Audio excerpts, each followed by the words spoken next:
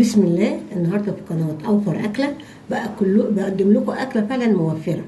اكله عاملاها من يدوب شويه اللوبيا دول وجناحين ورقبه وكتفين، يعني حواجي الفرخه زي ما بيقولوا. خدتها وسلقتها وخدت شوربتها وعملت عليها اللوبيا دي، مش مكلفاني كتير. وانا شارحه لكم ان شاء الله، اشرح لكم وانا بعملها. كلفتني ما فيش، يعني هي ربع كيلو اللوبيا واربع طماطميات وشويه الشوربه طالعين من الحوايج ديت بتاعت الفرخه وخلاص وعملتها. سهله وجميله وفي نفس الوقت هي محببه جدا للاطفال. ودلوقتي الى الخطوات، وهي دي بقى المكونات بتاعه اكلتنا اللي شفناها. ادي اللوبيا، ده ربع كيلو لوبيا نقعاه وهسلقه دلوقتي. وادي حاجه التسبيكه، 3 بصلات صغيرين، لو عندك 2 متوسطين اوكي. وراس التوم دي جميله جدا، ودي سر طعم اللوبيا بتاعتي، بحطها في اخر اللوبيا خالص، نية في اخر اللوبيا هتشوفوها دلوقتي. وادي الصلصه، طبق صلصه ده عباره عن 4 5 طماطميات مصلصين من الاول وهم سلام، وبعدين بضربهم في الخلاط. دلوقتي هبتدي في الخطوات ان انا هعمل التسبيكه. وعندي الشوربه سلقه فراخ، هاخد شوربتها واحطها واحط بعد كده اللوبيا. دلوقتي هسلق اللوبيا وهبتدي في التسبيكه.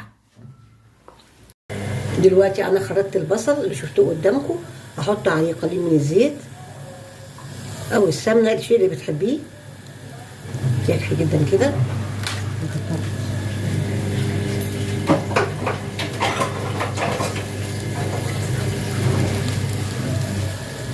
وهسيبه بقى لغايه لما البصل تحمر.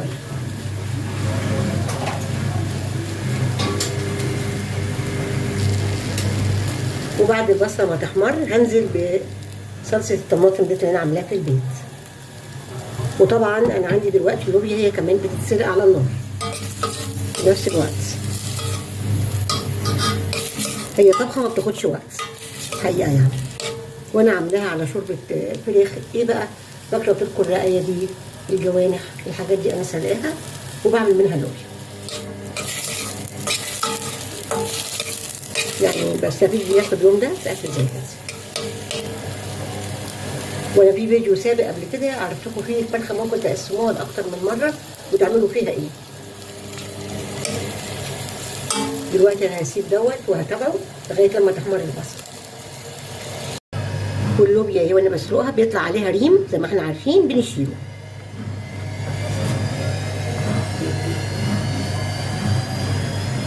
وهي كده يعني 80% من السوا اشيلها عشان اديها شويه سوا بالصلصه. اوكي ماشي. انا هو مستمره في التقليب في البصل. وبعدين طالما انا بقلب يعني اعلي النار، يبقى انا افضل واقفه قدام البصل مش فاضيه ولا حاجه، بوطي النار لازم على التقليب، عشان لو عليت عليها ورحت كده ولا كده البصله طبعا هتتحرق من الجوانب. فخدي بالك من الموضوع ده. في ايدك حاجه بتعمليها تانيه، وطي النار على البصل.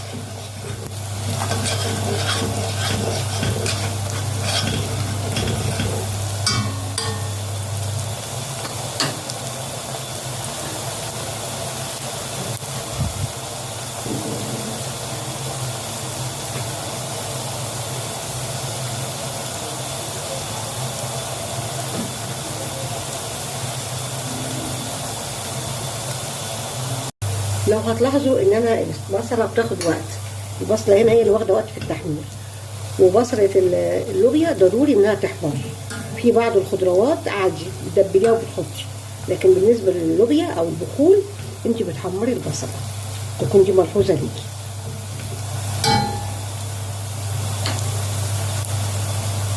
وهي داخله على الاحمرار بقى بعمل الحركه بتاعتي اللي احنا متفقين عليها، اللي هي السكر، معلقه السكر اللي بحطها على البصل. وانا كنت حطيت فلفل اسمر بس نسيت اوريه لكم على البصل وانا بحمره في الاول.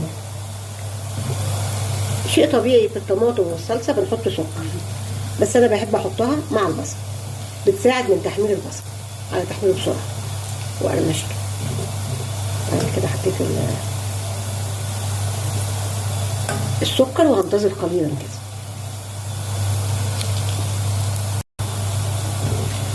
بكمل تحمير البصل. خلاص هي تقريبا الحمد لله كده لونها كويس، درجه كويسه. هبتدي احط الصلصه اللي اتفقنا عليها اهي، اللي انا عاملاها في البيت.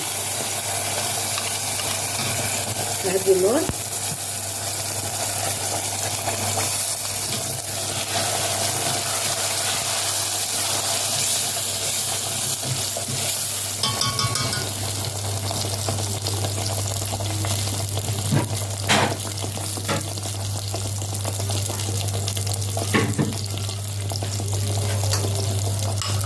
شوية مية كده للصلصة المتبقيين ننزلهم بيها وهدينها 3 دقايق كده هتكون كده شكشكت مع بعضها.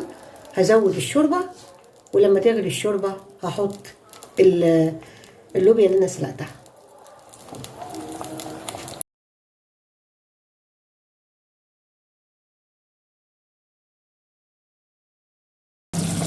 كده التسبيكه ما شاء الله بقت مظبوطه. هجيب بقى ايه طبق الشوربه بتاعي اهوت. ممكن احتاج اكتر، لو احتجت هزود تاني.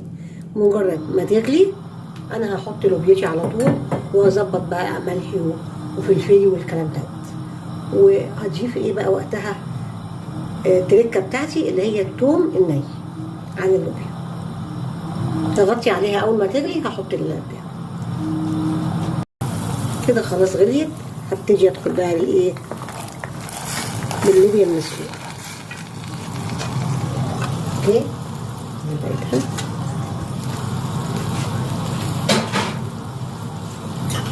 هنا بقى ايه تقليبه كده، بقلب تقليبه كده اهو، بسيبها. اول ما تغلي على طول اروح جايه حاطه معلقه الثوم اللي انا عاملاها.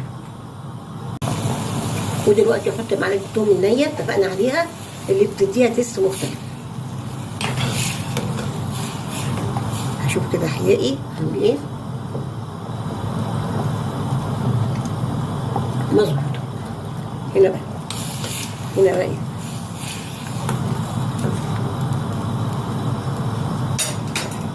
هغطي عليها بقى واسيبها كده 5 دقايق، ويمكن اطفي بعدها على طول، يمكن ما يكملش كمان. اقول لكم انا عملت ايه عامه كده يا جماعه. هي غلوت لها 3 دقايق كفايه قوي. هطفي عليها لان بعد كده هي بتسلق شوربه زياده. انا كنت زودت شويه شوربه كمان عشان لما بتقعد بتشرب الشوربه. اهي يا جماعه بسم الله ما شاء الله منتهى الجمال. لما اجي اغرفها بقى ان شاء الله هوريها لكم. كده انا هطفي عليها صحه وهنا يا رب. دلوقتي دي بعد ما غرفتها يا جماعه شكلها جميل ومشهي وريحتها جميله، والثوم مديها تست جميل واضافه جميله. نفترض ما حدش بيحب الثوم مفيش مشكله ما تحطوش. ويا رب صحه وهنا علينا وعليكم.